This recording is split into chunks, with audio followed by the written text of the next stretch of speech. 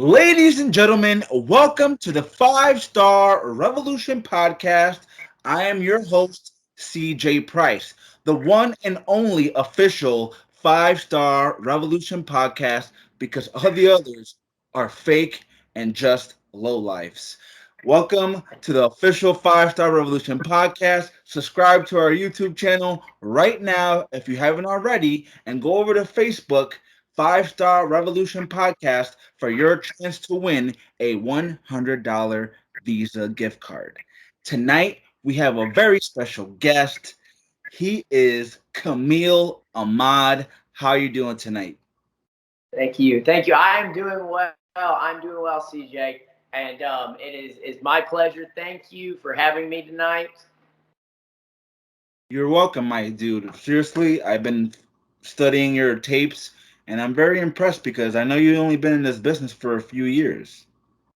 Just a couple, 2.5. Well, a little over 2.5 now. I started would have been in the June of what is it, 2020? It'd be 2019. So, were you a fan of pro wrestling growing up? Absolutely, absolutely. Just like I'm sure you were yourself. I grew up watching, WWE. I always loved watching, The Undertaker. Loved watching Shawn Michaels, Ric Flair. Those guys were, I'm relatively young compared to a lot of people. So, me growing up, I grew up on the ruthless aggression era. Triple H, and all his shine. That's I looked at those guys as the larger than life entertainment that I think is missed in a lot of today's wrestling, and it ultimately is what drove me into wanting to become a professional wrestler. You watch it on TV, and I think every single one of us as a little kid has been like, hey, I want to do that one day, and so ultimately that's what drove me to eventually decide to pursue this, and it's been all uphill from there. So, who was your favorite wrestler growing up? I don't know. Growing up, I probably it would have to be either a tie between the Undertaker and Shawn Michaels. The Undertaker was the first wrestler I found out about wrestling by just like I was flipping through channels one day, and the I flipped to the channel and the Undertaker just sat straight up in the ring, and I was like, oh, this is kind of cool. So he's always had kind of a soft spot in my heart. But I always loved the over the top style that was Shawn Michaels. It was anything from his moves to his entrance to just the fact how he presented himself. I love that, and I think there's a little part of me that still kind of uses some of his attitude in in No, what I apologize about that. I just got a phone call. I don't know if that interrupted that or not, but no worries, man. I think that influences a lot of how I try to present myself as I am me, unapologetically me, but there's certain flares about certain things that you pull from different people, and that I think is one of those. Shawn Michaels was a great wrestler. I bet you if he didn't retire, he could still go at it. Oh, And absolutely. I agree with you, man. He had the promos, he had the gimmick, and he was great in the ring. So I agree with you there. So, do you remember your first match, your first official match? If so, what did you learn from it? My first match, it I hadn't been doing it very long. It was less than, oh shoot, it was a few months in, and I was just like any other trainee. You're helping set up the ring. You're helping set up this and that, and it was actually it was a benefit show, and we had a few people that ended up they couldn't make it. I don't remember what reason it was, maybe car troubles, but couldn't make it, and they're like, all right, yeah, you're in a match tonight against Bobby Doss, the Doss Man, which that's for those of you who don't know, he's the man that runs the company that I trained at, Kentucky Elite Pro Wrestling. So, there's a lot, big, tall dude, a lot of nerves running through my body. I had just been started training, and learned from it. Just always keep your head up. I made the mistake of keeping my head down and had my head taken clean off my shoulders by a clothesline. So that was something that I had taken back with me. And anytime I see a clothesline coming, I kind of wince and think of him. But no, it went very well. I've been very fortunate to have been in the position that I was in so early on in my career. I guess, me being the overtop person that I am, connected very early on with the crowd. And so it allowed me to, I didn't start wrestling right away. I wrestled 2 or 3 matches, but I actually spent probably the greater part of that first year that I was training as a manager. And it really allowed me to get comfortable in front of the fans. It allowed me to learn how to give that little extra of where things were acceptable, where they weren't. I've always been the bad guy. I've always been the person that they hated, and so I learned as a manager. I'm standing on the outside. I'm not actively thinking about the wrestling. I'm not having to pay that much attention to the guy across the ring from me. So that allowed me to pay more attention to the fans, how they react to certain stuff. So that allowed me to really work on me and how I present myself to everybody else. So you mentioned that your first match you had nerves and you were nervous, and how do you feel now before a match, before a show, when you step through those curtains? Honestly, I mean, there's always going to be just a little bit of butterflies anytime before you go through the curtain. I always try to almost like feed on it, You get that feeling and it almost excites you. I don't deal that. It's not usually that bad. I'm usually pretty. I don't mean to sound cocky, but I'm pretty confident going out of the curtain, and I think even if it's a fake self-confidence, it allows me to kind of feed off of that. Now, I had probably the first time in quite a while that I've really had butterflies was this past weekend. I had a strap match with Kyle Maggard down at Appalachian Mountain Wrestling. And the anticipation before that match, I definitely, the nerves were going, the butterflies were going down there, and I think it's more because it was the unknown, In a match, just your standard match, even if it's with somebody you don't know, you're not comfortable with, you expect the same general idea out of the match. You're gonna go in there, you're gonna beat each other up for 10, 15 minutes, and then you're gonna go home.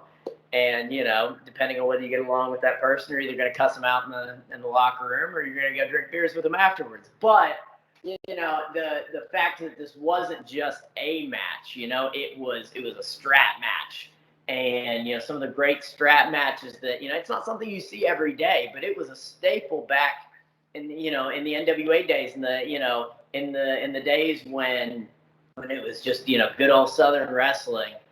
And so I guess that was really what drove the nerves was, how do I go about, what do I expect, So it was definitely something a little different for me. I don't like being nervous before things. I like being able to feed off of it. So, but it went well, as well can go in a strap match. But it was definitely another learning experience, as in every time you step out of that curtain, whether people are cheering you, whether they're booing you, it's wild. It's always, you're never going to experience the same thing twice, and that's something that I love about being a part of this. So for those who don't know who Kamil Ahmad is. Do you mind explaining who your character is and what it's about? Absolutely. Kamil Ahmad is essentially, he is the most arrogant, rich, stuck up, entitled son of a billionaire that there could be.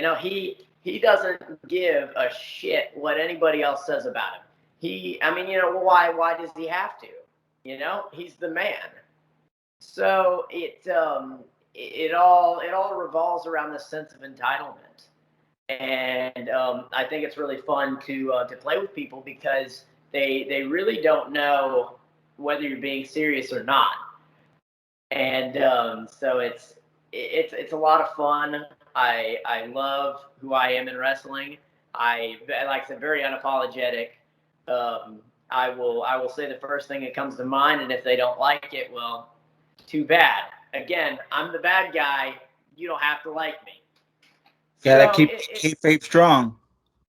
that's right. That's right. And I do. Social media is obviously there's going to be people I step in the ring with that you saw me last week, buddy with, at another show. So there's kayfabe here and there. I think it can be well respected. I mean, I 24/7, no matter where you see me, I am Kamil Ahmad. I'm exactly who I say I am, and so I think that helps. You know, it helps people's view of what they're watching. If they go out and they see me somewhere else and they're like, well, you don't look like you, or if I'm, out there doing something that Kamil Ahmad wouldn't do, they're like, well, that doesn't look right, and then they start questioning the legitimacy of what we're doing in the ring. And I think that from start to finish, professional wrestling it's an art form. It needs to be preserved as much as possible. So I wouldn't say you obviously, I don't know how, you've got your new school guys that, they think that kayfabe is completely dead, and they, expose the secrets of the business. And I respect that, but I also respect the old school mentality where, we are professional wrestlers, and this is an art. This is entertainment. We take this just as seriously as the people that watch it on a day-to-day basis. So why should we take it any less seriously than the people watching it? So my next question for you is: when you debut for a new promotion, do you try to have the best match possible on the card, or do you just take it all in and absorb everything? I always one of the things I do when I go to a new place is I try to be the best wrestler that they have on the card, because it's all about confidence. You've got to believe that you are the best person in a given room. But with that being said, if the promoter comes to me and he tells me, hey, you're in the second match, um, or you're in the third match, or whatever that given may be, I will go out there and I will try to have the best match that I'm capable of. But I also know my place. You never want to outshine the people in the main event. The crowd is there to see the main event. So why should I try to show them up? They've given their hard earned time, and I don't try to go out of my way to be better than. Oh, let me rephrase that. I go out of my way to be better than everybody else, but also you kind of have to know your place, know your role. And but absolutely, to simplify that, I know I kind of went really in depth on that, but to simplify it, absolutely.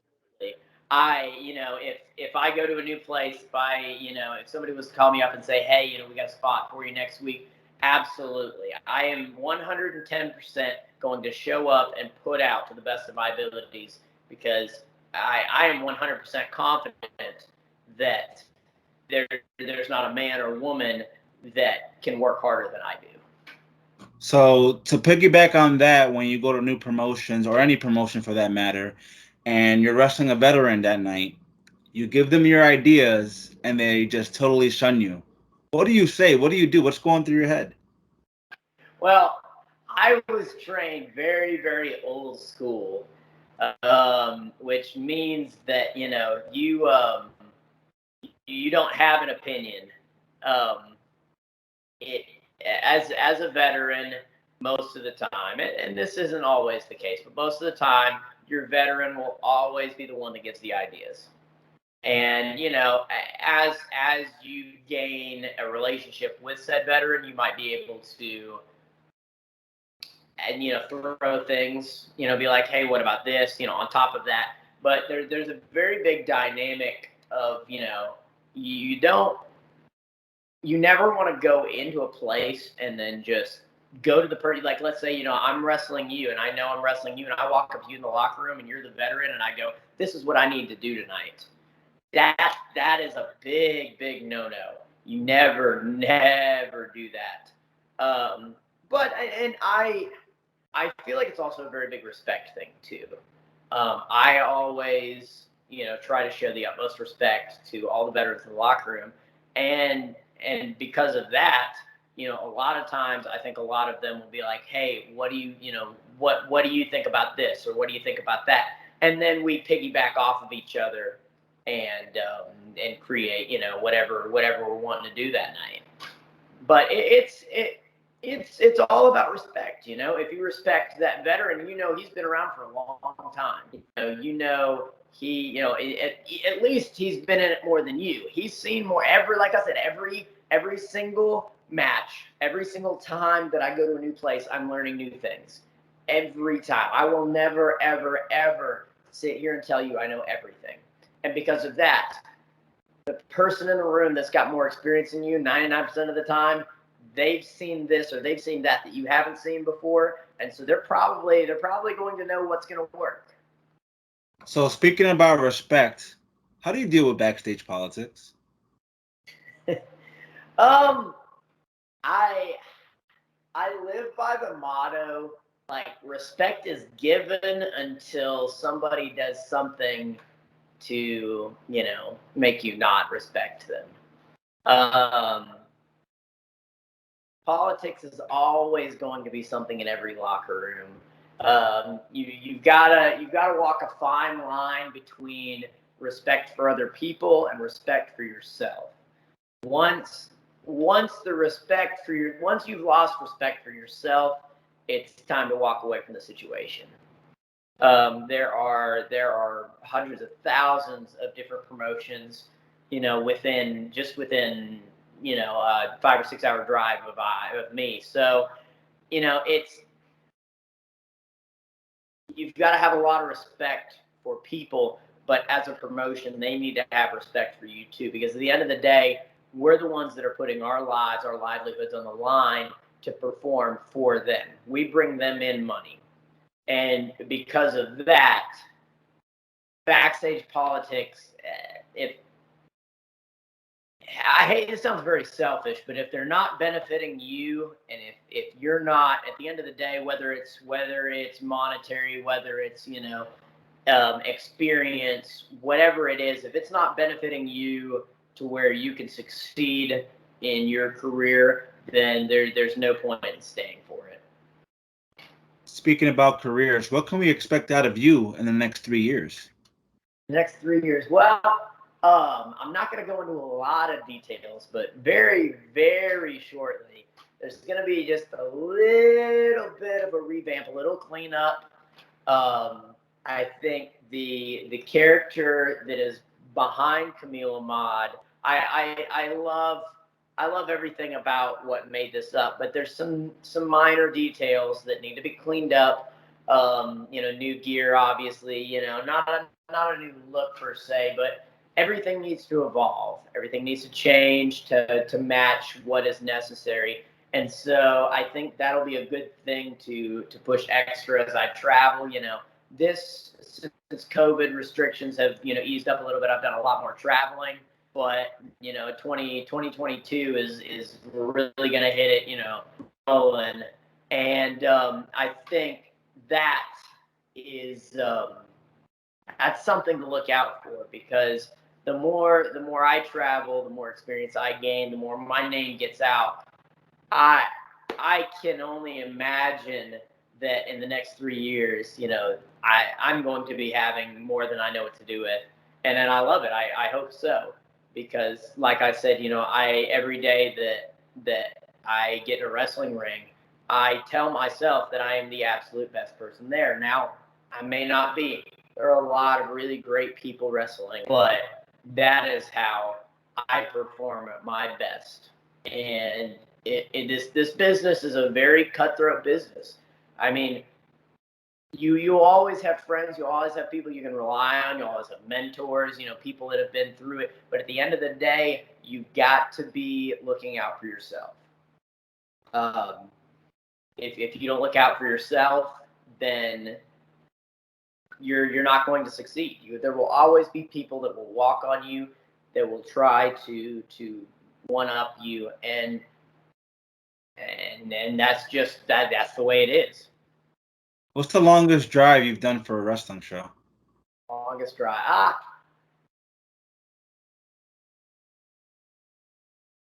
Honestly, not too far. I think 4 hours is probably the tops right now.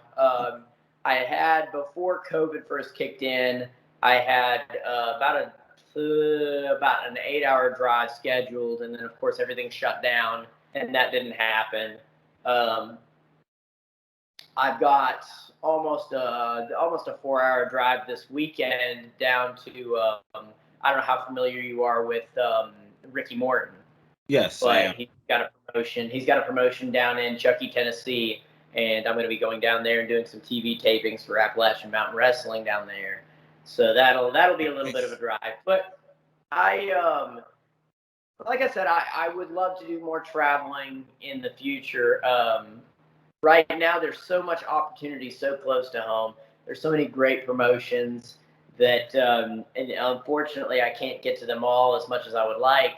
But I would love nothing more than to work shows during WrestleMania weekend. I would love nothing more than to wrestle up north, out west, everywhere has a little different style of wrestling. Even from, I was trained more old school, more what's called Memphis style wrestling. While even when I'm just going up like the Cincinnati area and places like that, you're getting more into your faster paced indie style wrestling that you see more out of like ROH and out of AEW. And it's all I would love to go up north to the East Coast. I'd love to wrestle in Canada someday. They've got a great wrestling up there. um, it's all about the experience, and at the end of the day, it's all about the fans. Whether I'm being cheered, whether I'm being booed, my payoff at the end of the day is being able to say, I did my job. Was I there to make everybody love me, or was I there to make everybody hate me? And if I'm getting booed out of the building and getting plastic cans thrown at me, or plastic bottles thrown at me, I know I've done my. So, and that's what I love about this. That's more than anything else. It's the fan reaction, and that's what drives me. I love it. Speaking about fan reaction, how do you try to connect with the crowd and try to make them boo you, and how do you like try to make them hate you? Um, I usually have a very. It depends on where I'm at. If I'm going somewhere new and I don't know what the crowd, what triggers the crowd, I have a very basic thing. Usually, you know,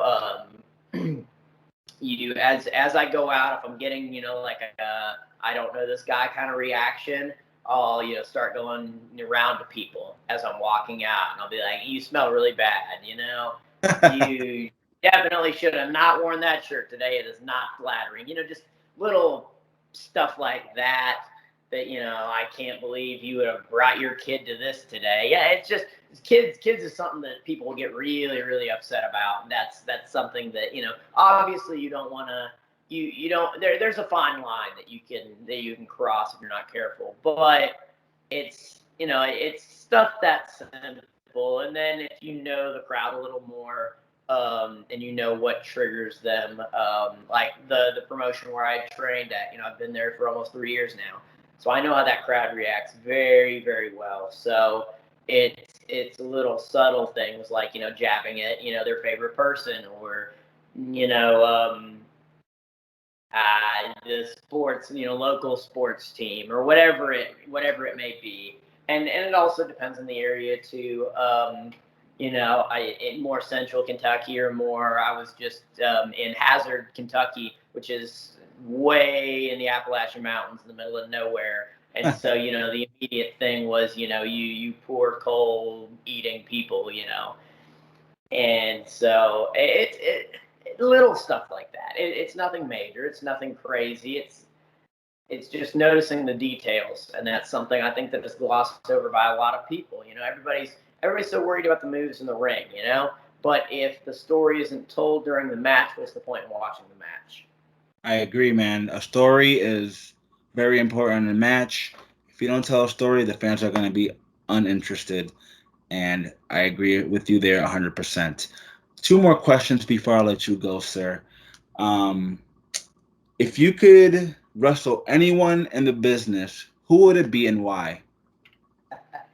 Oh, I hate this question. I had somebody ask me this the other day. We were in a car ride to a show, and they said, "Who would it be if you had to wrestle one person? Who would it be?" And I hate it because when when I go to a show, I obviously who you're wrestling, and you do a little bit of research on them because you don't want to go in completely blind. But I think that's what makes me nervous, and so I try not to focus on the people in general. But for sake of answering the question, because I know it's a big question that a lot of people ask, um, I really I really enjoy people that can tell a good story, like we just talked about. Um, Cassius Ono, I think, is one of those guys that tells a really good story while he is wrestling. He is a very technical wrestler, but he doesn't miss the story. Um, the the kid in me um, would love to wrestle James Storm, which I don't know how familiar you are with TNA, but Yes. yeah, and he was always one of my favorites as I was watching Impact back in the day. But I there are so many wrestlers in the independent scene right now that I would love to get in a ring with. Even down to people that I have been on shows with and stuff. Crash Jackson. I don't know if you're familiar I'm with going to his have work. him on my show. He's He going to come on the he is an podcast. amazing athlete. I would absolutely love. I have actually begged one of the promoters to put me in a match with him because he is a phenomenal athlete and a great dude. He is going to be making big moves soon. There are a That's lot of good to hear. people that but yeah, I don't think I can give one person. I think there are so many athletes that anywhere from people that are have just started on the independent scene to release WWE people to people in AEW. There are so many potential matchups that I would love to be a part of because I think it would make an absolute classic. It would be something that the fans would absolutely love. Um, Yeah, that's what I'm gonna have to go. I can't single anybody out. That's fine, man. That's fine. So my last question for you is, well, this is a two-part question. Um, if do you think you have to make a lot of sacrifices in your personal life in order to be successful in this business? And where can I purchase those awesome glasses? Honestly, I do not remember where I got these from. Um, they're just I pick up sunglasses everywhere I go. I go on vacation. I find I walk into a store. I find some sunglasses. I buy them. I probably have 20 different pairs of sunglasses. So It's your best bet would be go on Amazon and look them up because Amazon is an amazing place. But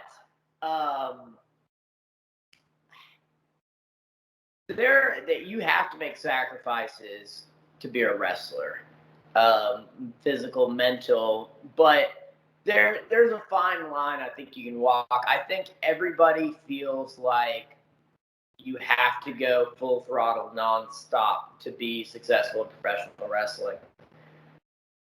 And you've got to give it your all, but you need to find this fine line between, I'm wrestling, but then I still need to set time aside for my family, for myself. Because if you don't, this professional wrestling will absolutely drain you.